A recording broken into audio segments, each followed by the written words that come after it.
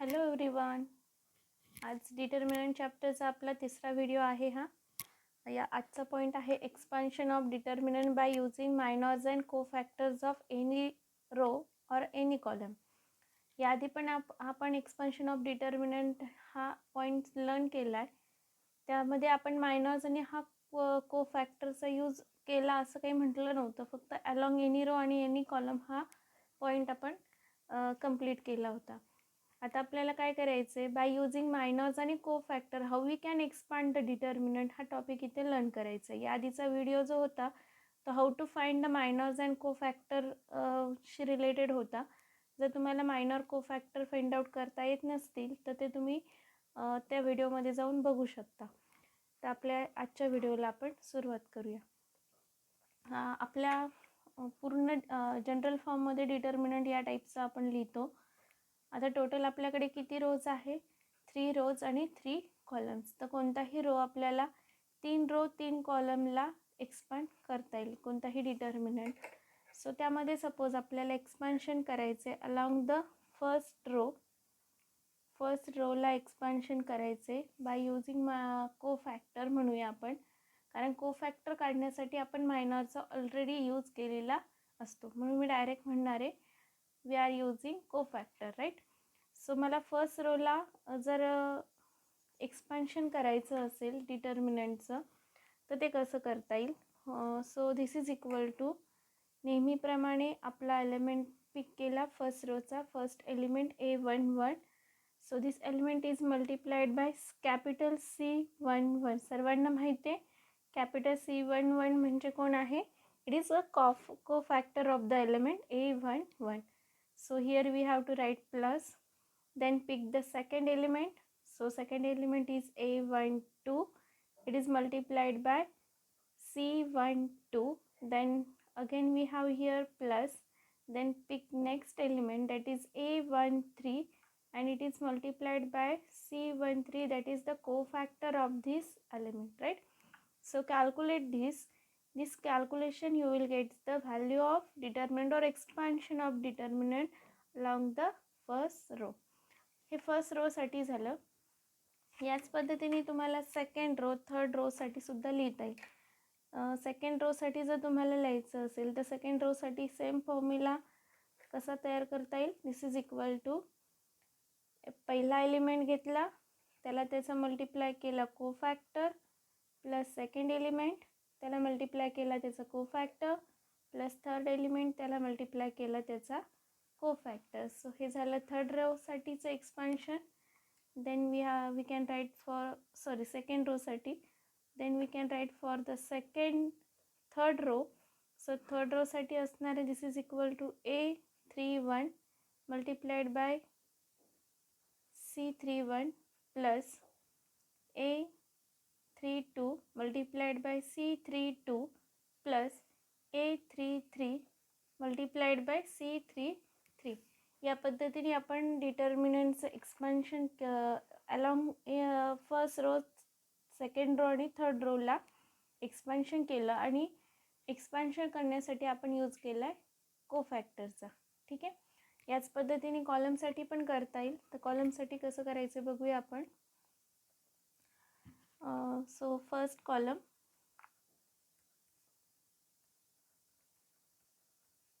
कॉलमसाठी formula आपल्याला असा लिहिता येईल. फर्स्ट कॉलमचा फर्स्ट एलिमेंट आहे A11, त्याला मल्टिप्लाय होईल C11 प्लस सेकंड एलिमेंट आहे A21, त्याला मल्टिप्लाय असेल कॅपिटल C21.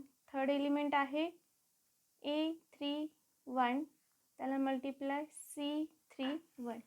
सो हे झालं फर्स्ट कॉलमसाठी. Then for second column this is equal to, आपल्या सेकंड कॉलमसाठी लिहायचं. सेकंड कॉलमचा पहिला एलिमेंट आहे A12, त्याला multiply capital C12 plus second element आहे A22, त्याला मल्टिप्लाय होईल capital C22 plus third element आहे A32, त्याला मल्टिप्लाय असणार आहे capital C32. And the last column is our third column. So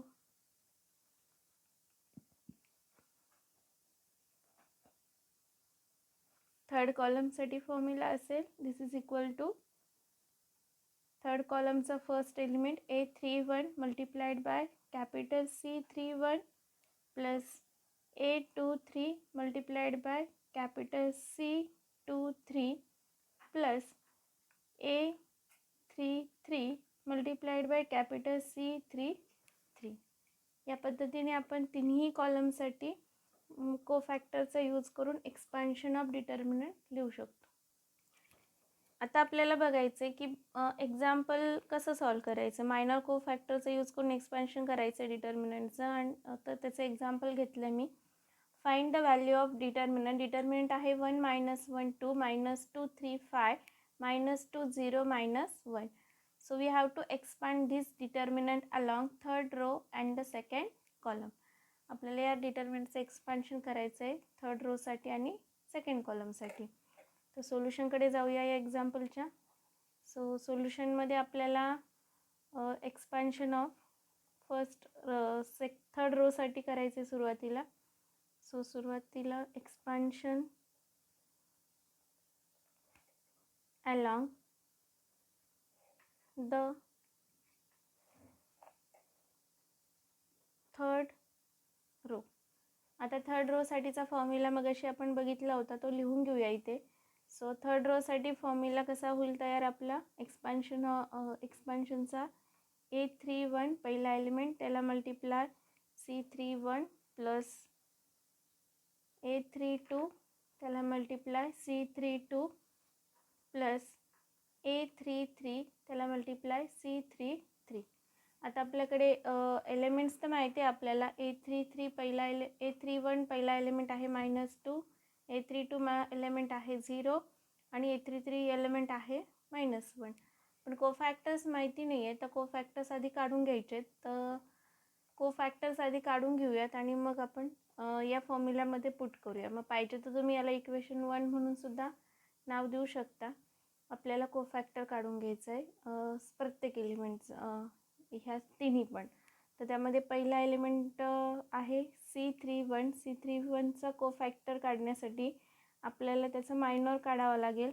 so C31 this is equal to formula काय आहे, -1 bracket raise to 3 + 1 multiplied by M31.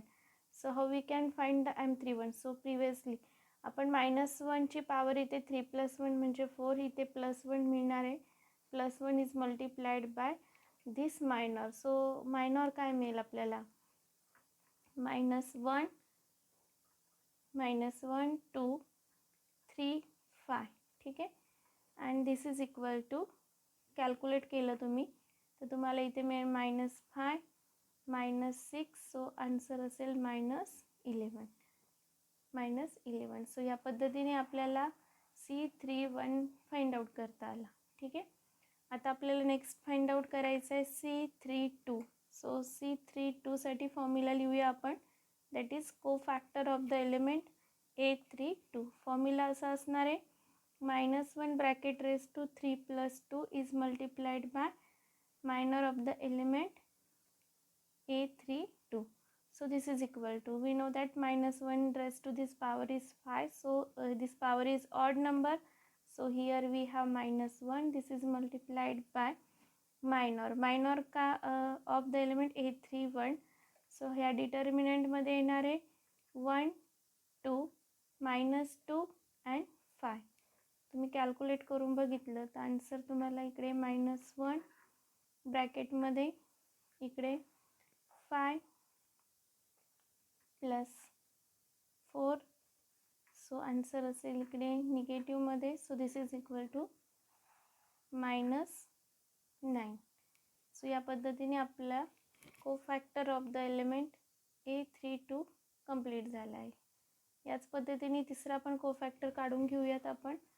So capital C33 this is equal to, formula काय आहे, -1 bracket raise to 3 + 3 multiplied by M33. So this is equal to, here what we have, minus 1 raised to the power is 6, that means it is even number. So here we have plus 1, which is multiplied by minor of 833. So how we can find minor here? Here we have a determinant. So elements are 1, 1, minus 1, minus 2, 3. So calculate this. This is equal to, we will get 3 minus 2. So answer is here plus 1. So answer मिळाले plus 1. आता आपल्याला काय करायचं आहे, जे मी आपण equation number 1 मगाशी म्हटलं होतं तिथे हे सगळ्या व्हॅल्यूज पुट करायच्या आहे आणि फायनल आन्सर कंप्लीट करायचं आहे. So which is equal to, याला सगळ्यांना म्हणूया पुट इन 1. पुट इन 1 तर काय मिळेल बघूया आपण. दिस इज इक्वल टू, पहिला एलिमेंट आहे आपला -2, त्याला मल्टिप्लाय त्याचं कोफॅक्टर म्हणजे -11 प्लस पुढचा एलिमेंट आहे 0, त्याला मल्टिप्लाय त्याचा कोफॅक्टर म्हणजे -9 प्लस पुढचा एलिमेंट आहे -1, त्याला मल्टिप्लाय होणार आहे त्याचा cofactor, that is here we have it is +1. So हे सगळे कॅल्क्युलेशन केल्यानंतर बघूया आपण आन्सर काय मिळेल. This is equal to, here we have +22 and -1. So answer is 21. So या जो डिटर्मिनंट आपल्याला गिवन होता त्याचं आपण एक्सपान्शन केलं अलॉंग थर्ड रो आणि आन्सर मिळालं आहे 21. Expansion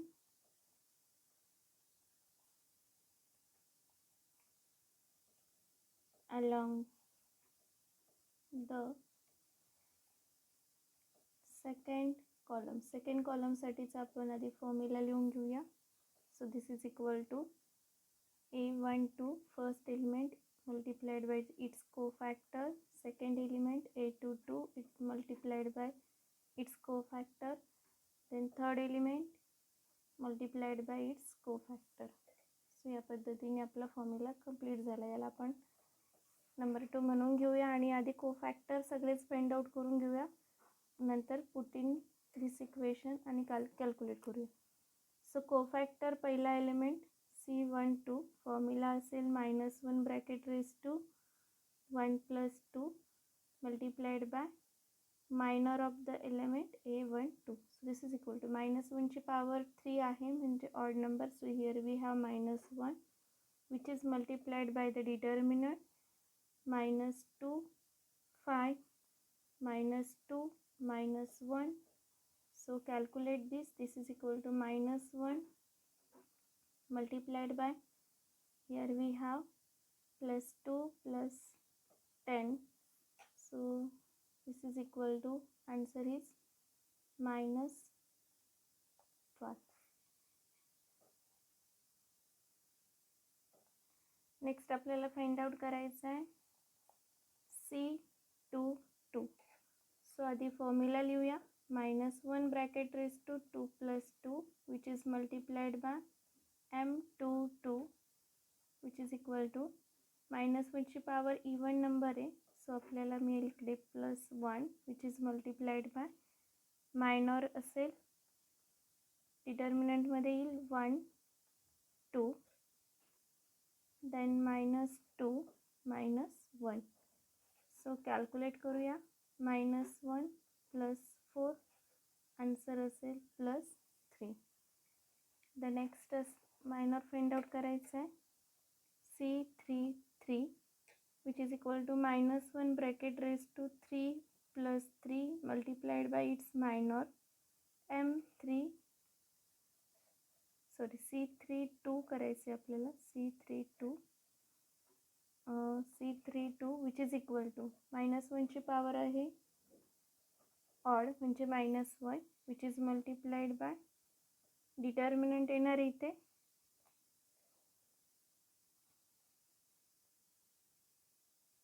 1, 2, -2 and here we have 5. So calculate this. This is equal to -1 1 multiplied by 5 plus 9. So which is equal to, answer is minus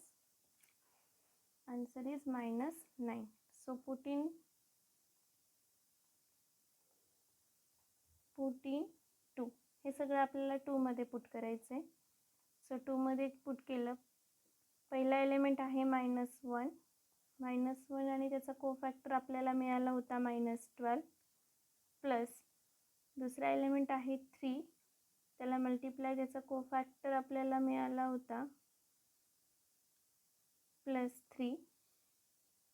त्यानंतर तिसरा एलिमेंट आहे 0 आणि त्याला मल्टिप्लाय असणार आहे त्याचा कोफॅक्टर म्हणजे -9. So which is equal to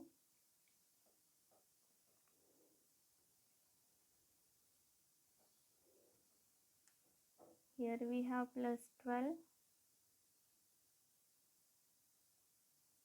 +9 and +0. So calculate केलं तर तुम्हाला आन्सर मिळेल 21. तुम्ही या आधीचं पण एक्झाम्पल नाही म्हणताना या आधीचं एक्सपान्शन आपण बघितलं जे 3rd रोसाठी केलं होतं, तिथे सुद्धा आपल्याला डिटर्मिनंटची व्हॅल्यू किती मिळाली होती तर 21. सो तुमच्या लक्षात येईल तुम्ही कोणत्याही पद्धतीने तुम्ही एक्सपान्शन फाइंड आउट करू शकता. डिटर्मिनंटची व्हॅल्यू नेहमी अनचेंज राहणार आहे. सो या पद्धतीने आपल्याला एक्सपान्शन ऑफ डिटर्मिनंट सेकंड कॉलमसाठी कंप्लीट करता येईल. तुम्ही उरलेले जे रो आहेत त्यांच्यासाठी करून बघू शकता. म्हणजे तुम्हाला फर्स्ट रोसाठी किंवा सेकंड रोसाठी एक्सपान्शन करता येईल, किंवा तुम्हाला आपण इथे सेकंड कॉलमसाठी केलं तर तुम्ही फर्स्ट आणि थर्ड कॉलमसाठी एक्सपान्शन करून बघू शकता.